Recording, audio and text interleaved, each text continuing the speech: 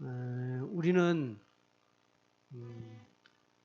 하나님의 섭리를 믿습니다. 저만 믿습니까? 하나님의 예정을 믿습니다. 하나님께서 인도하신다는 것을 믿습니다. 그리고 하나님께서 또 결론을 맺어주신다는 것까지 우리는 믿습니다. 여러분 믿으십니까? 이 믿음이 저와 같아야 됩니다. 이 믿음이 저와 다르면 함께 신앙이 안 됩니다. 창세기 1장 1절 태초에 하나님이 천지를 창조하셨던 저 말씀을 우리는 믿습니다. 또한 계시록 2장 20절에 주님이 다시 오시겠다. 내가 진실로 속히 오리라 하신 저 약속의 말씀 또한 앞으로 반드시 이루어질 사실일 것을 우리는 믿습니다. 여러분 믿으시죠? 또한 성경 속에 나타난 수많은 기적들, 수많은 이야기들, 수많은 내용도 다 사실인 것을, 진리라는 것을 우리는 믿습니다. 그 진리의 주체가 되신 예수님께서 우리에게 마태복음 17장 20절에 보면 너희에게 겨자씨만한 믿음이 있으면 산을 옮긴다라고 했습니다. 우리는 하나님 예정과 인도와 섭리와 계획을 믿고 성경에 나오는 내용도 다 믿고 그리고 하나님이 우리에게 약속하신 말씀도 다 믿습니다. 한치의 오차 없이 우리는 믿습니다. 또 성경의 기적도 오늘날도 얼마든지 일어날 수 있다라고 우리는 믿습니다. 그런데 실제는 안 그렇습니다.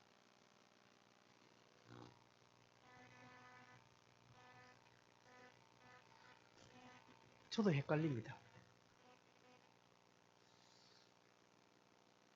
예전에 제가 전도사 때부터 강도사, 부교육자 또 목회를 하면서까지 많은 부흥회를 했습니다. 그리고 오신 부흥 강사 목사님들이 부흥회를 집회하면서 자기가 작년에 강원도의 어느 교회에서 집회를 했는데 그때 이런 일이 일어났고 저 전라도의 어느 교회에서 이런 부흥 강사님들은 그런 신뢰들을 이야기 많이 합니다. 그리고 오늘 이번 주에 이 교회 오기 전에 지난주에 어느 교회에서 창원의 어느 교회에서 이렇게 했는데 뭐 이런 뒤집어진 역사가 났다. 그런데 제가 하는 부흥회 때마다 그때마다 부흥회 시간마다는 처음부터 아무 일 안 했어요. 제가 있어서 안 된 건지 여러 목사님들을 제가 부흥회 하는 거 제가 교육자 생활을 얼마나 많이 했습니까? 해마다 한 번씩 했다면 제법 했는데 그때마다 똑같은 거 강사님들이 전에는 놀라운 기적을 일으키고 그랬는데 유독 오늘 우리 집회하는 우리 교회에서는 아무 일이 안 하고 그냥 그분은 조용히 가셨습니다. 저는 그때마다 왜 우리 교회는 그런 일을 안 해요? 왜 우리 오늘 이 부흥회 때는 아무 일이 없습니까? 저분은 지난주까지 그런 역사를 일으킨 분인데 왜 우리 교회에서는 없는가? 제가 앞전에 양지중앙교회, 언항교회, 주례제일교회 이렇게 있으면서 다 그때마다 했는데 아무 일이 없었어요. 성경에 보니까 기도하니까 문둥병자가 고침받았습니다. 소경이 보게 되었고요. 안전병에 일어나서 걸었습니다. 겨자씨만한 믿음이 있으면 우리에게도 이런 일이 일어날 줄 우리는 믿고 아멘 합니다. 그런데 나는 별것 아닌 감기 하나 좀 고쳐주세요. 허리 좀 통증이 아파서 하나님 이 허리 좀 고쳐주세요. 아침 저녁마다 비염이 심해서 코 붙들고 비염 좀 고쳐주세요. 했는데 안 고쳐져. 나는 안 되더라는 것이죠. 여러분 이런 것들을 어떻게 이해해야 합니까? 아니 성경에 기록한 것들이 가짜인가? 아니면 진짜 내 믿음이 좀 부족한 나는 겨자씨만한 믿음도 없어서 이런 일이 안 나타날까? 나는 안 믿는가? 아닌데 나는 진짜 믿는데 나는 진짜 이 성경이 진짜라고 진짜 확신하고 있는데 하나님 보실 때 내 믿음이 좀 부족한가? 왜 이렇지? 라는 의문을 우리는 가지게 되고 이 부분에 좀 헷갈리는 경우들을 하시게 됩니다. 여러분도 아마 저와 비슷한 생각을 하였을 것입니다. 왜? 그러니까 뭐 다른 교회는 또 그런 일이 일어나는데 또 우리는 또 안 일어나. 왜 그럴까요? 어디까지 믿어야 되고 어디까지 우리는 기대해야 되고 도대체 어느 선까지 나는 가야 될 것인지 헷갈립니다. 이게 정리가 안 돼요. 그래서 신앙이 자라지도 않습니다. 어느 정도 좀 자란가 좀 하는데 탁 막히는 것입니다. 감기 하나 좀 고쳐달라는데 안 고쳐줘. 근데 옆 사람은 기도도 안 했는데 고침 받아. 나는 뭐야 그러면. 성경에는 놀라운 일들이 일어난다면서요. 나는 안 돼. 자꾸 넘어지는 내 모습을 보면서 나에게 문제가 있나? 아니면 약속의 말씀은 나는 관계없나? 나는 진짜 구원받은 백성이 아닌가? 이런 의혹마저 일어납니다. 그러면서 혼란 가운데 있다가 낙심하게 됩니다. 좌절하게 됩니다. 여러분 오늘 우리가 사도행전 5장을 봤는데 사도들이 옥에 갇혔습니다. 옥에 갇혔는데 18절에 보니까 19절에 주의 사자가 밤에 옥문을 열고 끌어내어 이르되라고 말합니다. 주의 사자가 왔어. 하나님이 천사를 보내셔서 옥문을 그냥 열으시고 그들을 이끌어내었다는 거예요. 엄청난 기적이잖아요. 근데 이런 놀라운 기적들은 내 삶에 눈꼽만도 안 일어나. 하나님 조금만 요 기회만 주시라고 했는데 전혀 하나님 얘기도 안 들으신 거예요. 여러분 이런 것들은 어떻게 도대체 우리는 이해하고 받아들여야 합니까? 저도 좀 이런 좀 혼란을 목사이면서도 가졌습니다. 한 번쯤은 목사님 하나님 왜 한 번 좀 속 시원하게 한 번 좀 밀어주시지 나를. 이런 생각은 한번 울분을 터지면서 한번 가진 적도 있었습니다. 하나님 내가 진짜 모질한 거 있으면 하나님 한 번 좀 나타나셔서 네가 이것 때문에 안 된다라고 말씀해 주시든지 아니면 뭐 좀 징조를 좀 보여주시는데 왜 하나님 나에게는 잠잠하십니까? 라고 하는 그런 마음이 제게도 있습니다. 그러면서도 매주 여러분에게는 저의 이런 답답한 마음을 가지고 여러분에게는 또 설교를 합니다. 믿으라고 이야기합니다. 믿으면 하나님께서 영광을 보여주신다고 설교를 합니다. 여기 오는 계획 때문에 제가 힘들 때도 있습니다. 제 솔직한 마음, 오늘도 이런 설교를 함에 있어서 아니, 성경에는 옥문이 열려요. 기적이 나요. 근데 내 삶에는 기적의 기억이라는 그 핵을 딛는 것도 안 되는 것을 볼 때에 어떻게 됩니까? 여러분, 옥문이 열려서 사도들이 나오게 되었습니다. 이거는 역사적인 사실입니다. 우리는 믿어야 합니다. 그래서 오늘 이 말씀을 하면서 저와 여러분 다시 한 번 더 이 시간에 기억하고 붙잡아야 될 핵심적인 교훈 한 가지. 하나님께서 사도들이 어려움을 당하고 옥에 갇혔으니까 그를 구해준 것만은 아니다는 것입니다. 하나님께서 사도들의 그런 어려움을 극복시켜 주신 것 그 자체가 아니라는 사실이에요. 그게 아니라는 것이죠. 고침받고 기적이 일어나는 것 아니라는 것이죠. 여기서 이제 우리가 이제 오해가 갔죠. 다시 한번 오해를 접읍시다. 여러분, 우리의 삶에는 반드시 하나님 편에 선 이유가 있습니다.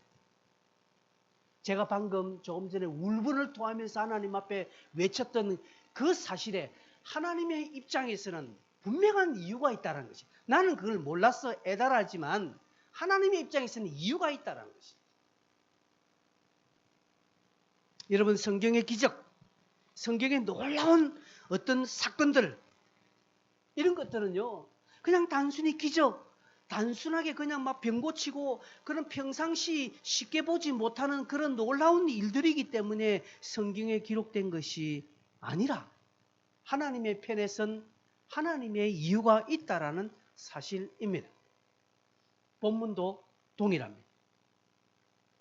만약 여러분, 사도들이 옥에 갇혔으니까 하나님께서 구해주신 이것이 핵심이라면, 봐라 내가 구해줬지? 라고 하는 것이 하나님 편에선 어떤 이유라면, 그러면 우리는 이렇게 묻습니다. 그럼 안 잡히게 해주셔야지. 그죠? 안 잡히게 해주셔야지. 원천적으로 그들이 당할 수 있는 어려움과 고난을 봉쇄해 주셔야죠. 왜 그래 놓고 하나님 건지십니까?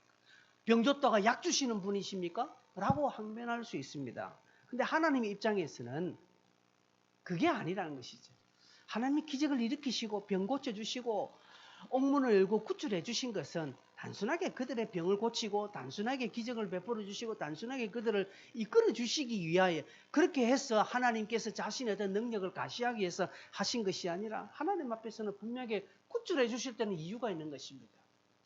여러분, 사도 바울이 자기 육신에 있는 가시를 고쳐달라고 했습니다.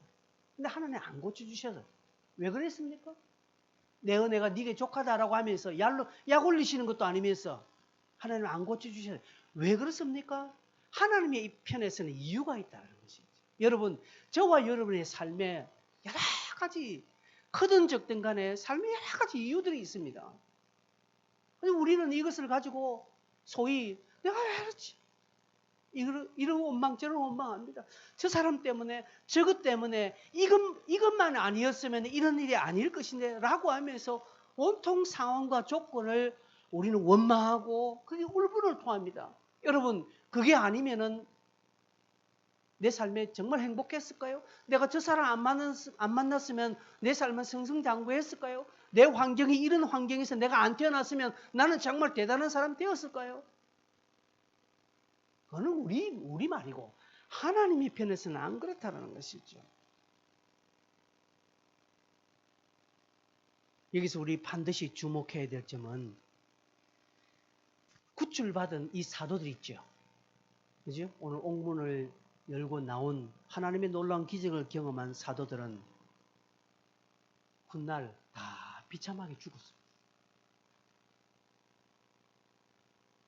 아니, 이렇게 삐까뻔쩍하게 구출해 주셨으면 하나님께서 뭔가 좀 번쩍 세우셔가지고, 그죠? 이스라엘의 최고의 어떤 지도자로 세워주시든지, 지도자가 아니면 어떤 멋지게 한번 그 인생을 팍 빛날려 장식해서 하나님을 드러나게 하시든지, 대단한 어떤 능력을 일으켜서 다시 한번 홍해가 갈라지고 요단강이 갈라지는 놀라운 일들을 하나님이 해주셔야 되지 않은데 왜 이렇게 비참하게 다 죽게 만드십니까? 하나님께서 구출해 주시지나 말지.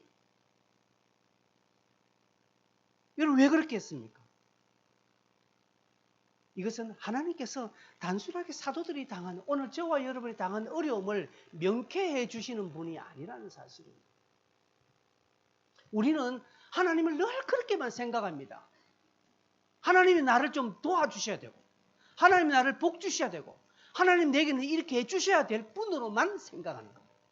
내가 11조를 했으니, 내가 교회에 헌신했으니 당연히 하나님은 나에게 이렇게 해주셔야 할 뿐으로만 생각하는 것입니다. 그 하나님의 입장에서 하늘의 이유, 하나님의 이유에는 전혀 관심이 없고 그냥 내 입장에서 생각합니다. 하나님이 차라리 나를 태어나지 말게 하시든지 이럴 바에는 왜 내게 이런 고난을 주셔서 나를 이렇게 힘들게 하십니까? 라고만 우리는 원망하는 것입니다. 다시 한번 여러분에게 말씀드립니다. 저나 여러분이랑 우리가 다시 한 번 더 상기시켜야 될 것은, 하나님은 단순하게 사도들을 구원해주고 저와 여러분의 문제를 해결해 주시는 그 하나님이 아니시고, 반드시 그런 조건과 상황과 형편에서는 하나님의 이유가 있다라는 것입니다. 그럼 오늘 본문에는 무슨 이유겠습니까? 여러분 20절 한번 볼까요? 20절 보면 사도들을 다 옥문을 끌어내고 옥문을 열고 끌어내어서 주의 사자가 이렇게 말합니다. 가서 성전에 서서 이 생명의 말씀을 다 백성에게 말하라고 말합니다. 여러분, 하나님의 이유가 나옵니다. 하나님께서 사도들을 구출해 주신 이유는 이 생명의 말씀을 다 전해라는 거죠. 즉, 주의 말씀을 전하는 일은, 하나님의 사역은, 하나님께서 하시고자 하는 일은 멈추지 않게 하시는 것입니다. 다시 말합니다. 하나님의 이유가 있는 것입니다. 하나님이 구출해 주신 이유는 단순하게 사도들이 하나님의 자기 신의 아들, 딸이 어려움 당하니까 불쌍해서 어떻겠노 하면서 하나님 구출해 주신 것이 아니라 하나님의 일이나 하나님의 말씀, 하나님의 것이 멈추어져 있기 때문에 멈추지 말고 추진해라는 것으로 하나님이 그들을 구출해 주셨다는 사실입니다. 주의 말씀, 주의 복음은 멈추어서는 안 된다는 것이죠. 여러분, 성도가 병에 걸려서 안 되고 실패해서 안 되고 어려운 일을 당해서 안 된다는 게 아닙니다. 하나님의 말씀과 하나님께서 하시고자 하는 일이 성도의 어려움이나 성도의 가난이나 성도의 부족으로 인해서 방해받거나 좌절되거나 멈추어지는 일이 있어서는 안 된다는 것이죠. 그것 때문에 하나님이 병 고쳐주시고, 그것 때문에 하나님이 가난에서 구출해 주시고, 그것 때문에 하나님이 지혜를 주시고, 그것 때문에 하나님께서 힘 주시는 것이지, 하나님 내가 어여삐서 나를 고쳐주시고 사도들이 대단하기 때문에 하나님이 고쳐주시는 것은 아니라는 것이죠. 하나님은 하나님의 것이, 하나님의 복음이, 하나님의 나라가 확장되는데 걸리는 세상의 그 어떤 것도 하나님의 백성들의 미련함이나 하나님의 백성들의 연약함이나 하나님의 백성들의 부족함이 드러나서 그것 때문에 중단되는 일이 없도록 하나님은 하십니다. 그래서 고쳐주시는 것입니다. 그래서 내가 아픈 것이, 나의 가난이, 나의 연약함이 복음 진보에 방해가 된다면, 하나님 나라에 방해가 된다면 하나님이 내가 기도 안 해도 고쳐주시는 것입니다. 믿습니까?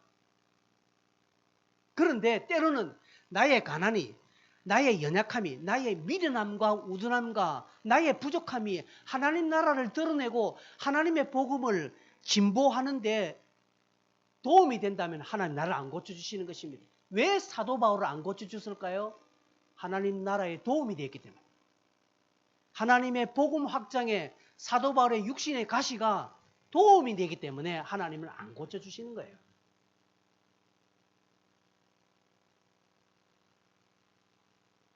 그래서 여러분 지금 힘들고 계십니까? 지금 힘듭니까?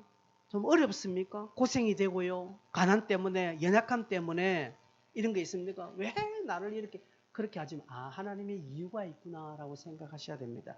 여기 하나님의 이유가 있다라고 생각하셔야 됩니다. 그럼 그 이유를 발견해서 그 이유의 일을 하셔야 됩니다. 안 하시면 계속 아픕니다. 여러분. 하시면 하나님 고쳐주시는 것입니다.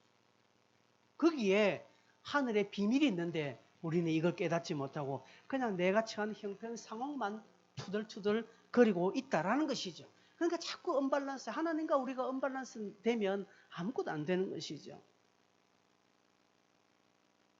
문제는 성도 여러분, 여러분의 가난과 여러분의 연약함이 복음에 도움이 됩니까 지금? 도움이 되지 않으면요, 하나님 별로입니다.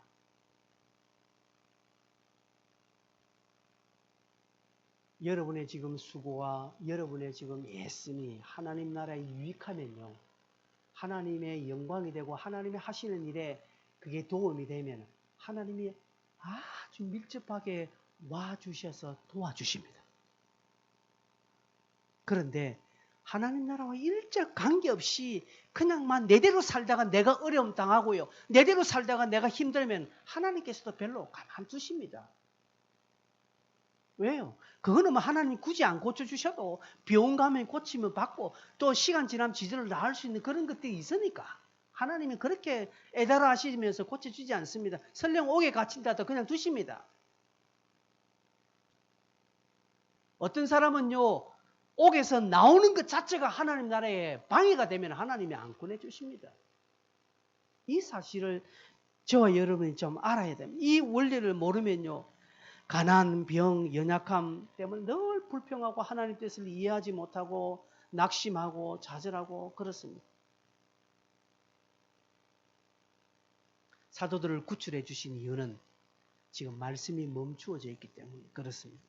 복음 전파의 속도가 너무나 더뎌지고 있기 때문에 하나님이 속히 구출해 주셔서 빨리 가서 이 말씀을 증거해라 고 하시는 이유에 있어서 이것입니다. 그리고 이들은 여러분 29절에 보십시오. 대제사장 앞에 딱 서서요. 뭐라고 말합니까? 사람보다 하나님께 순종하는 것이 마땅하다라고 말합니다. 앞서 28절에 이 사두개인과 대제사장이 뭐라 합니까? 이르되 우리가 이 이름으로 사람을 가르치지 말라 응검하였을 때 너희가 너희 가르치면 예루살렘에 가득하게 하니 이 사람의 피를 우리에게 돌리고자 함이로다. 죽이겠다 이 말이거든. 죽여야 되겠다라고 할 때 눈 하나 깜짝하지 않고 베드로와 사도들이 내가 너희 말 듣는 것보다 하나님 말씀 듣는 것이 더 낫다라는 것이 차라리 죽여라 이 말입니다. 베드로와 사도들에게는 하나님의 말씀 듣는 것이 더 복되고 가치가 있다라는 사실입니다. 여러분 결정하셔야 됩니다. 우리의 감정과 내 뜻대로 사는 것보다 하나님의 말씀대로 사는 것이 더 가치가 있고요. 더 복되다는 사실을 여러분 믿으시고 이것에 여러분이 각오하고 결정하셔야 됩니다. 많은 사람들은 이 사실을 그냥 믿고만 있습니다. 그러나 실천에 옮기지 않습니다. 그냥 내 식대로 삽니다. 내 기분대로 삽니다.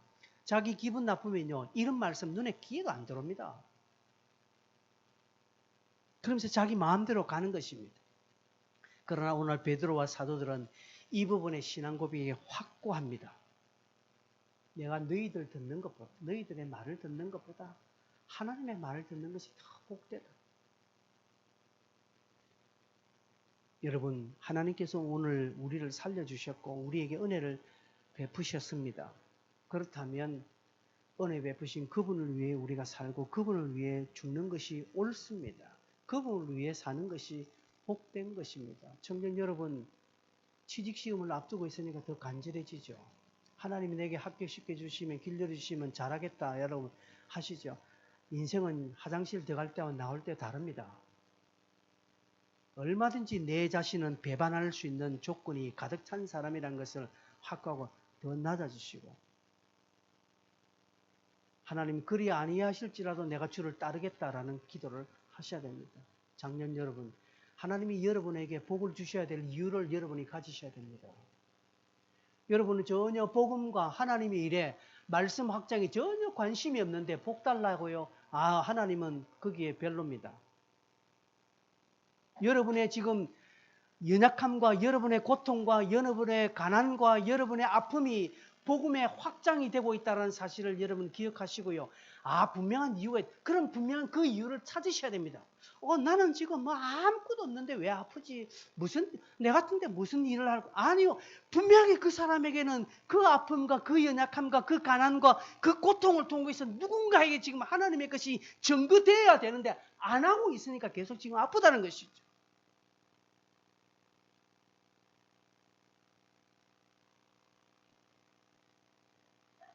다 해당됩니다, 여러분. 다 해당됩니다.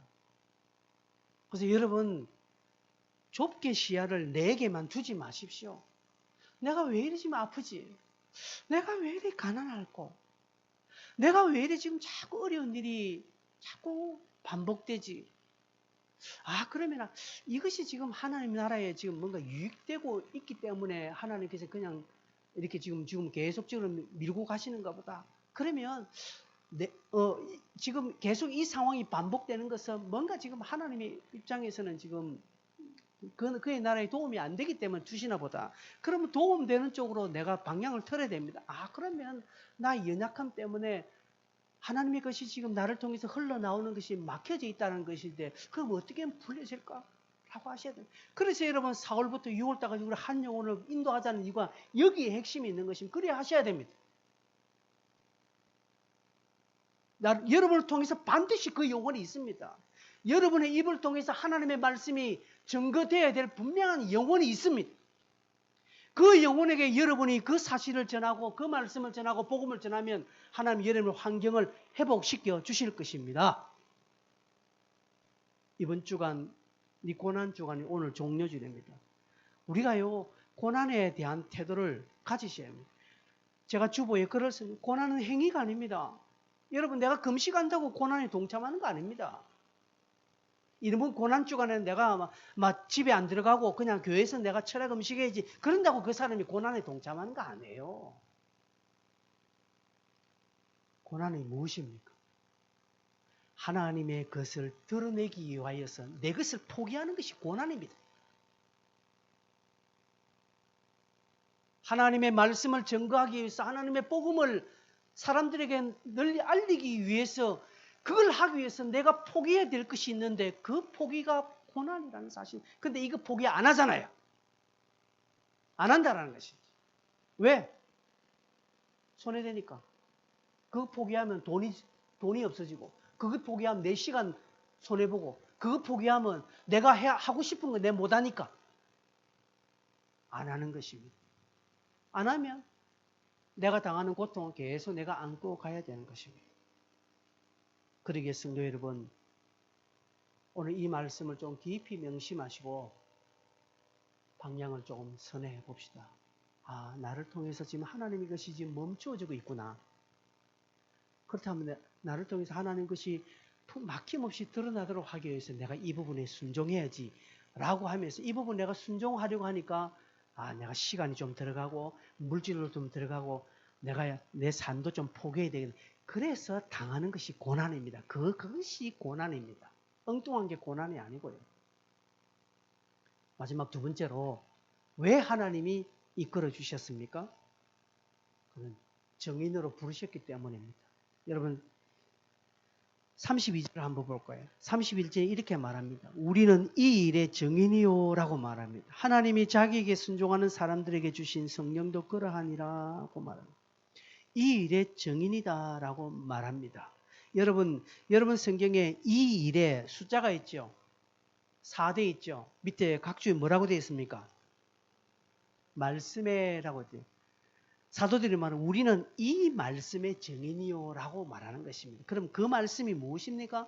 그는 30절 31절입니다. 같이 한 번 더 읽겠습니다. 시작. 너희가 나무에 달아 죽인 예수를 우리 조상의 하나님이 살리시고 이스라엘의 회개함과 제사함을 주시려고 그를 오른손으로 높이사 임금과 구주로 삼으셨느니라. 이건 예수님의 고난과 예수님의 부활을 이야기합니다. 예수님이 고난받으신 것, 너희가 죽인 이 예수를 하나님께서 살리셨고 부활시키셨고 그리고 이스라엘의 회개와 제사함을 주시려고 높이 드셨다라고 말하는 것입니다. 임금과 구주로 삼으셨다라는 것이죠. 이 일을 전하는 것에 우리를 부르셨다는 것이 그것 때문에 하나님이 구출해 주셨다는 것이죠. 여러분이 그동안 지내오면서 받으신 은혜가 많습니다. 하나님께 은사도 받으셨습니다. 나름대로 하나님의 감동과 또 소소한 어떤 작은 기적들을 체험하셨습니다. 하나님이 여러분을 이쁘게 여기셔서 그냥 막 이렇게 네가 그동안 수고했으니까 내가 보너스 하나 줄게 라고 하면서 하나님이 고쳐주신 것이 아니라 이 일에 정인이 되라고 고쳐주셨는데 우리가 정인의 삶을 안 살거든요. 그럼 다음에 아프면 하나님 별로 안 고쳐주십니다. 물론 제가 지금 하는 것은 극단적으로 좀 말하기 때문에 좀 그런데 그리 아니할지라도 하나님 우리를 사랑하시고 고쳐주십니다. 제가 말씀을 강조하기 위해서 좀 극단적인 표현을 씁니다. 성도 여러분, 왜 사도들을 옥에서 구출해 주셨을까요? 정인으로 삼기 위해서입니다. 예수의 고난과 부활, 임금과 구주로 이 삼으신 것을 증거하도록 하기 위해서 그들을 구출해 주셨다는 사실입니다. 주님의 일에 부르심을 받았다는 강력한 확신. 여러분, 이것은 흔들릴 수 없는 우리의 신앙의 근거가 되어야 됩니다. 이게 우리의 믿음이 되어야 됩니다. 신앙에 흔들릴 수 없는 그러나 확고한 나의 기초가 무엇입니까? 주님이 나를 부르셨다는 사실입니다. 간혹 저도 하나님이 저를 진짜 목사로 부르셨습니까? 그냥 내가 할 게 없어서 그냥 이거 하는 거 아닙니까? 하는 생각을 저도 가질 때가 있습니다. 그럴 때마다 이런저런 다양한 채널을 통해서 다시 한 번 더 저에게 주신 소명과 사명을 바로 셉니다. 하나님이 나를 부르셨다. 주님 나를 부르셨으니 제가 찬송합니다. 여러분, 성도가 왜 흔들릴 줄 아십니까? 이 부분에 근거가 없기 때문에 그렇습니다. 이 부분에 믿음이 없기 때문에 그렇습니다. 이 부분에 대한 내적 확신이 없고 신앙의 뿌리가 약하니까 내가 지금 왜 여기 있는지, 내가 뭐 때문에 이렇게 내가 고생을 하고 있는지도 모르는 것입니다. 내가 어떤 존재인지, 주님과 나는 어떤 관계인지, 나를 위해서 주님께서 무엇을 하셨는지, 앞으로 또 무엇을 하고 계시는지, 하나님께서 내게 무엇을 요구하시는지 모른다는 것이죠. 아무것도 모른다는 거예요. 그저 그냥 막 내 아니, 그저 막 그냥 내 자식, 내 가정, 내 것, 이것밖에 없으니까, 시야가 딱 거기니까 아무것도 안 보이는 것입니다.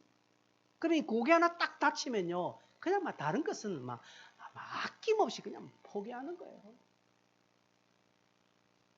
여러분 확신하십시오. 하나님이 여러분을 부르셨고요. 그리고 하나님께서는 여러분을 위해서 일하고 계시고요. 여러분은 하나님의 아들, 딸들이고 하나님의 사랑하는 존재라는 것이죠. 하나님 여러분을 통해서 여러분만이 하실 수 있는 일을 지금 하나님은 하시고자 하십니다. 여러분이 아니면은 그 누구도 돌보지 아니할 사람이 있기 때문에 하나님이 여러분에게 지금 자꾸 말씀하시는 것이죠. 오늘 저의 설교도 마찬가지입니다. 하나님이 여러분에게 지금 간곡하게 외칩니다. 야, 지금 내가 하고자 하는 일을 지금 네 때문에 지금 막히고 있지 않느냐. 내가 이렇게 사인을 줘도 왜 너는 그거 안 하느냐는 것이죠.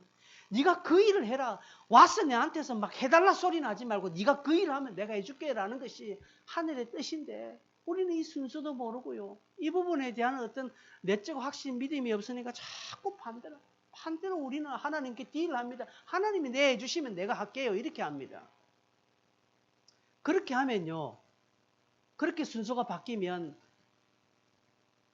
화장실 들어갈 때 나올 때 다른 것처럼 우리의 삶이 달라질 수밖에 없다는 것이죠.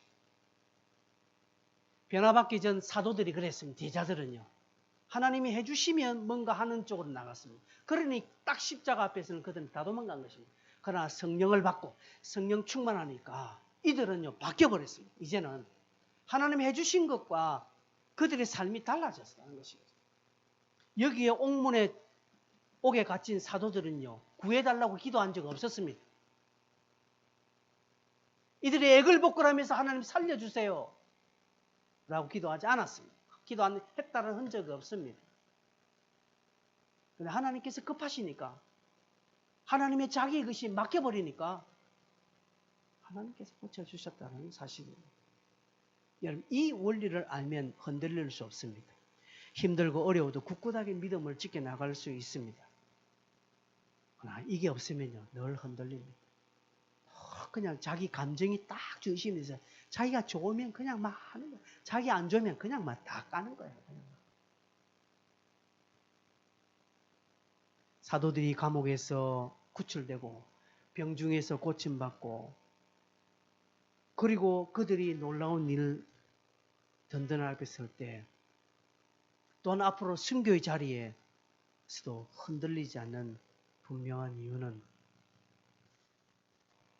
하나님의 것이 막혀서는 안 된다라는 나의 죽음도 하나님의 것이 드러나는 것에 유익이 되다면 나의 죽음도 유익함이라 하고 바울은 그렇게 고백하였고요. 하나님께서 나를 이렇게 세우신 것은 이 일을 하도록 하기 위하여서 나를 세우셨다는 사명감, 확고한 확신 가운데 반드시 있었기 때문에 조금 당하는 어려움도 고난도 능히 이길 수가 있었습니다. 여러분, 신기하게 이런 자에게 기적은 일어납니다. 이런 자에게 하나님의 은혜가 막 드러나요. 별로 기도 안 했는데도. 기적은 하나님의 복음, 하나님의 나라, 하나님의 일들이 원활하게 전파되도록 하기 위해서 기적이 일어나는 것이지, 기적 자체를 하나님 보여주시기 위해서 기적을 베푸신 것이 아닙니다. 성도가 하나님의 일과 그 복음에 정인된 자로서 힘있게 살고 어떻게 하든지 그런 것을 한번 해보려고 최우선적인 과제로 두고 그것을 위해서 달려갈 때, 그럴 때 만나는 어려움, 그럴 때 오는 가난, 그럴 때 오는 병 고침은 별로 기도 안 했는데 하나님 고쳐주시는 거지. 그런데 그 일에 전혀 관심이 없는데 내가 막 하나님 앞에 목소리 높여서 고쳐달라 살려달라 할 때 하나님이 잠잠하시죠. 설교 초반에 저의 울분, 저의 답답함이 여기서 해결되는 겁니다. 아, 고래고래 소리 지를 게 아니라, 하나님 앞에 대들 것이 아니라, 이 원리를 내가 모르고 있었구나. 내가 이걸 깨닫지 못하고 있구나. 나는 내일 안 하면서 하나님이 왜 나를 한번 밀어주지 않겠느냐고 나는 지금 이따위 식으로 하니까 하나님하고 지금 박자가 안 맞는 거예요. 그래 당연히 안 되는 것이고. 그렇습니다. 초반에 저희의 문제 제기가 여기에서 이제는 답이 다 되는 겁니다. 여러분에게도 답이 되지 않습니까? 여러분, 하나님 나라를 위하여서 애쓰는 사람들, 하나님의 복음과 하나님의 것을 최우선시하면서 사는 사람들을 말하는 겁니다. 그것이 내 삶의 우선이 되는 성도에게 당하는 장애물은 하나님이 해결해 주십니다. 그가 몸이 불편하면, 그가 또 영적으로 힘들면 하나님께서 고쳐주십니다. 지쳐있는 엘리야에게 주님은 까마귀를 통해서 먹을 것을 주셨습니다. 그때 엘리야는 죽여달라고 해야겠거든요. 죽여주시옵소서라고 했는데 하나님은 안 죽이시고 먹이시고 입히시고 힘 주셔서 합니다. 왜? 하나님이 이게 필요하니까. 엘리야가 그런 존재이니까 하나님이 힘 주시는 거예요. 여러분, 그렇다면 우리도 그렇습니다. 말씀을 맺습니다. 내 삶에는 분명한 하나님의 이유가 있습니다. 하나님은 우리를 그냥 그렇게 저 총구석에 어느 담벼락에 그냥 이름 모를 꽃 한 송이로 하나님 우리를 그렇게 만들지 않았습니다. 설령 그 꽃 한 송이라도 하나님께서 입히시고 먹이신다는 것은 우리는 성경을 통해서 믿는데, 그렇다면 하물며 우리일까 보랴. 하나님이 우리를 안보하시고 지켜주십니다.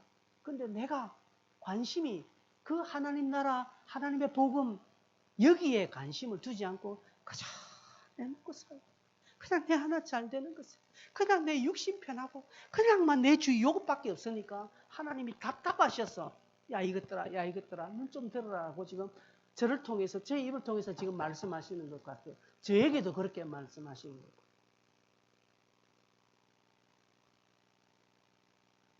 성도 여러분, 이번 주 안주간 고난 주간입니다.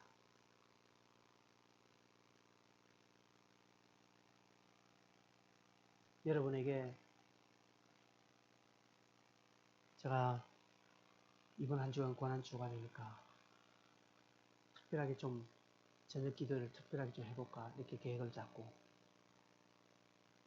안 나올 것 싶어서 저녁 기도의 담당자 세우셔서 하루 금식하더라고 이거 쫙 했는데 다 지웠습니다. 제 말을 듣고 울림이 있는 성도는 이렇게 저렇게 안 해도 하실 것이고, 울림이 없는 성도는 더 제갈 때가 할 것이고, 다 그의 몫은 하나님 앞에 다 우리가 상급을 받아 누릴 거니까 하나님 해주십시오라고 합니다. 그러나 여러분, 고난 주간에 무엇이 진짜 고난인지 생각하시고 하나님의 그 이유를 해결해 드리는 자로 저와 여러분이 다 서시기를 간곡하게 부탁드립니다. 찬송 한 장 하겠습니다.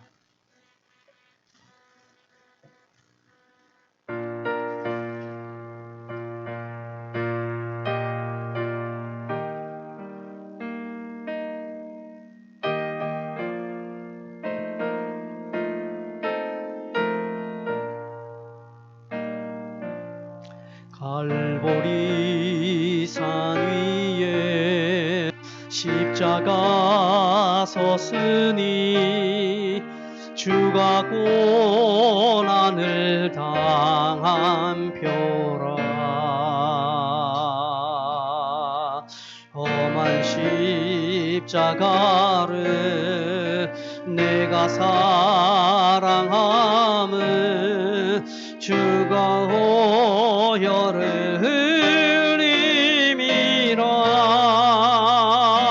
흘림이라. 최후 승리를 얻기까지 주의 십자가 사랑하리.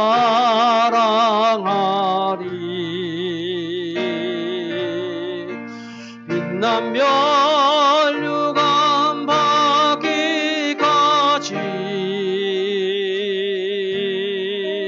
험한 십자가 붙들겠네. 4절 주님 예비하신 나의 본향집에 나를 부르실 그날까지 영광 중에 계신 우리 주와 함께 내가 주 거로 충성하리.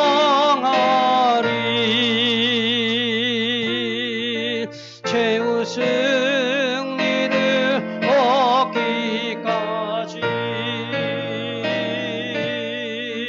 주의 십자가 사랑하리. 빛난 멸류관 받기까지 험한